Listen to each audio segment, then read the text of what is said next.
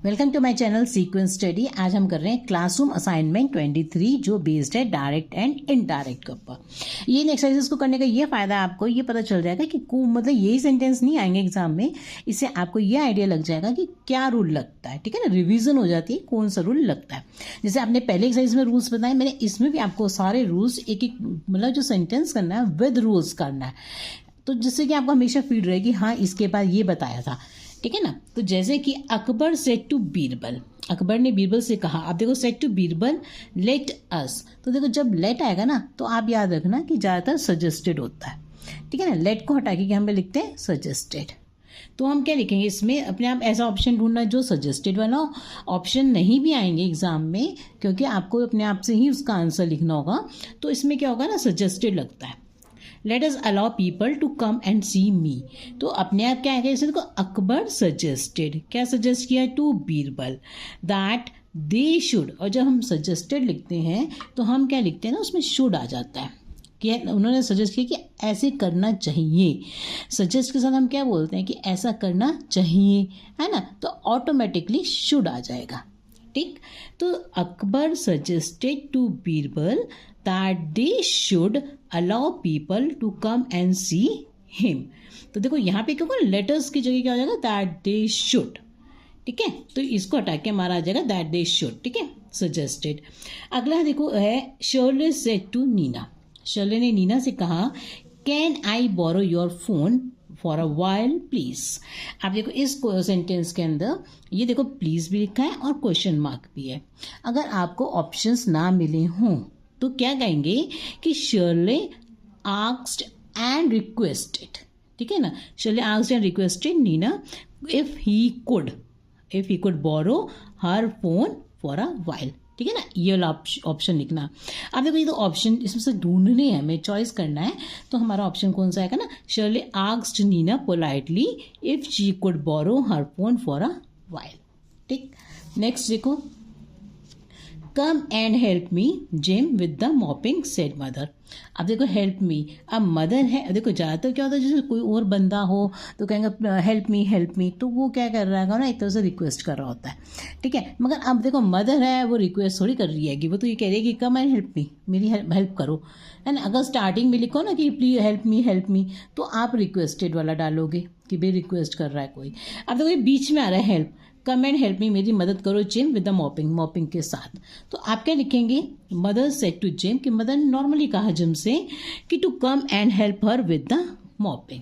ठीक है, नेक्स्ट देखो the policeman said to the motorist can you show me your driving licence please. अब please आ गया तो उसको रिक्वेस्ट करके बोल रहा है, कोई लड़ नहीं रहा, ऑर्डर नहीं दे रहा, गुस्से में नहीं बोल रहा। तो क्या आएगा यहाँ पर, the policeman requested the motorist to show him his driving licence. Next, देखो the boss said to his team members, will you be able to finish this project tonight? The boss, अब देखो पूछ ही तो है, क्वेश्चन मार्क है तो उसने asked, the boss asked his team members।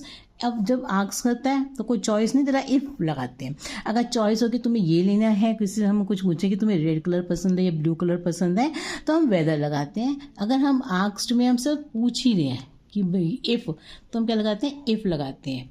ठीक है ना, जिसमें कोई चॉइस नहीं होती उसमें हम इफ़ लगाएंगे। The boss asked his team members if they would be able to finish the project that night.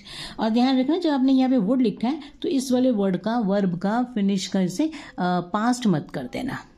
ठीक है, ये छोटी छोटी चीज़ें होती हैं जो आपको अपने दिमाग में रखनी है कि अगर वुड हमने पास्ट में कर रखा है, हमने विल का वुड किया है, ठीक है ना, हमने क्या करा, इस विल का वुड कर दिया है, तो याद रखना। आप कंफ्यूज हो जाते हैं कि अब हमें तो सारा सेंटेंस पास्ट में करना है, तो क्या हमें फिनिश का फिनिश्ड कर देना है, तो ध्यान रखना नो। ठीक है, नहीं करना। अगर वुड कर दिया हमने पास्ट में तो हम इसको फिनिश ही रहने देंगे। ये ऐसी सी बातें हैं जो आपको कोई नहीं बताएगा, आपको अपना करने बैठोगे आपको ये तो बता देंगे ये पास्ट में कर देना, विल का पास्ट वुड होता है। पर जो मतलब हम जिस बात से कंफ्यूज हो जाते हैं जब हम करने बैठते हैं एग्जाम में, तो वो बात मैं आपको बता रही हूँ। And please if you are new to my channel then don't forget to subscribe to my channel, क्योंकि इसी से मेरे को भी इंस्पिरेशन मिलती है कि आपकी और हेल्प करें। आप लाइक करेंगे वीडियोज़ को तभी तो लगेगा कि भाई हाँ ठीक है ना। The scientists said we will get the vaccine ready by December this year. तो द साइंटिस्ट एश्योर्ड, उसने एश्योर करा गैदरिंग को that they would get the vaccine ready latest by December that year. कोई भी प्रॉब्लम है comment box में आप मेरे से पूछ सकते हैं, कहीं भी डाउट लगे कि ये नहीं हो सकता था, वो हो सकता था, ऐसे क्यों। The teacher said to the students let's start the new lesson. The teacher suggested, देखो लेट है ना तो ज़्यादातर सजेस्टेड ही आता है या एडवाइस भी आ जाता है, ठीक है ना। The teacher suggested to the students that they should start the new lesson. The mother said when will the government reopen the schools. और देखो क्वेश्चन पूछ रही है वो, तो the mother enquired that when would the government reopen the schools. अगर आपको वैसे बदलने के लिए है तो मतलब आप ये भी लिख सकते हैं, आस्क्ड भी लिख सकते हैं, ठीक है ना, दोनों ठीक होंगे। Meera said to Mukesh who are you waiting for. तो Meera asked Mukesh who he was waiting for. मतलब इनमें क्या होता है, ये जो हु, होम, वेयर, ये वाले जो होते हैं ये इनको नहीं बदलते हैं। हम क्या करते हैं ना, इनको तो लिख देते हैं, मगर जैसे हु आर यू, तो ये यू वाली जो फॉर्म होगी ना इसको पहले लाएंगे, और ये जो आर है तो हम इसका जो टेंस बदलना है हमने, जैसे पास्ट में करना तो उसको बाद में कर देते हैं। ये यहाँ पे क्या हो जाता है ना, उल्ट मतलब इंटरचेंज हो जाता है, ये वाला हिस्सा पहले आ जाएगा और आपका ये वाला हिस्सा उधर चलेगा। तो हु आर यू हो जाएगा हु ही वॉज, ओके। तो who he was waiting for, बस इतना ही करना है। नेक्स्ट देखो, the pedestrian said to the traffic policeman can you please guide me, वाला the pedestrian asked the traffic policeman if he could, ये वाला आ जाएगा। जहाँ आपको नई चीज़ दिखेगी मैं आपको बता दूंगी जिसमें। इसके बाद देखो, the captain said what a wonderful shot Sachin. आप देखो इसमें जब जैसे ये वाले होते हैं इसमें एक्सक्लेमेटरी मार्क लगा होता है। एक्सक्लेमेटरी मार्क का मतलब ये होता है कि एक्सक्लेम कर रहे हैं with sorrow, with Joy, with delight, है ना, तो कुछ भी हो सकता है। तो इसमें जो विद डिस्कस्ड भी होता है, अगर हमें कोई चीज़ अच्छी लगती है तो विद डिस्कस्ड करते हैं, ठीक है ना, दुखी होके। द कैप्टन सेड, अलास भी आता है, जैसे अलास होगा अगर लिखा होगा तो हम कहेंगे सॉरो, एक्सक्लेम्ड विद सॉरो। अब देखो, the captain said what a wonderful shot, तो जैसे ऐसा आता है ना कि what a wonderful shot, what a beautiful scenery, तो उसमें हम व्हाट नहीं लगाएंगे, ठीक है ना, व्हाट नहीं लगाओगे आप। द कैप्टन अपलॉडेड, आप देखो हम ताड़ियां बजाएंगे ना उसकी प्रशंसा कर रहे हैं, अपलॉडेड सचिन, और इसमें व्हाट नहीं आना चाहिए, फिर व्हाट नहीं लिखना है, इसलिए for hitting a wonderful shot. तो ध्यान रखना कि जब ये एक्सक्लेमेटरी वाला आए तो और जैसे लिखा हो व्हाट अ वंडरफुल सिटी, ये जो भी लिखा होगा तो व्हाट नहीं लिखना, ये हम दूसरा वाला लिखेंगे। अपलॉडेड इसको छोड़ देंगे, अ वंडरफुल शॉट मतलब जो भी होगा, अपलॉड किया, जो भी किया, एक्सक्लेम्ड विद सॉरो किया, एक्सक्लेम्ड विद जॉय किया, डिलाइट किया, तो for hitting a wonderful shot ये आएगा, ठीक है ना। तो ये बता दिया आपको मैंने, ध्यान रखना। The farmer leader said to his fellow farmers dear friends let's all unite. तो देखो अब इसमें हम एडवाइस भी कर सकते हैं, तो क्योंकि देखो वो कह रहा है कि चलो इकट्ठे हो जाओ डियर फ्रेंड्स, तो इसका मतलब कोई अच्छी तरह से उसे सबके साथ बोल रहा है ना, तो इसलिए हमारा क्या आएगा इसमें से ऑप्शन, ये वाला ऑप्शन आ जाएगा आपका। The farmer leader appeal to his fellow farmers that they should all unite. The teacher remarked Rome was not built in a day.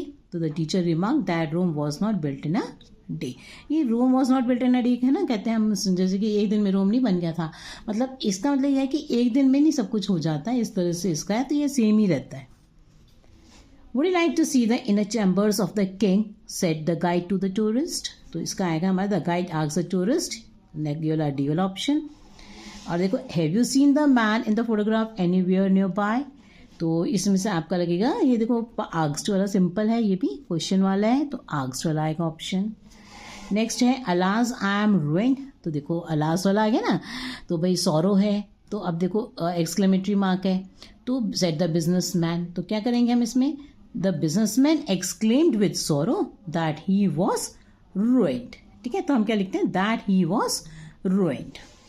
The teacher said a stitch in time। तो देखो a stitch in time तो वो है, एक हम phrase कहते हैं ना कि भाई जैसे मुहावरा कहते हैं, इडियम है ये, तो ये ऐसे कैसे लिखा जाता है।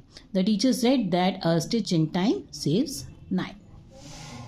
So thank you for watching my video. Any problem, ask me in the comment box.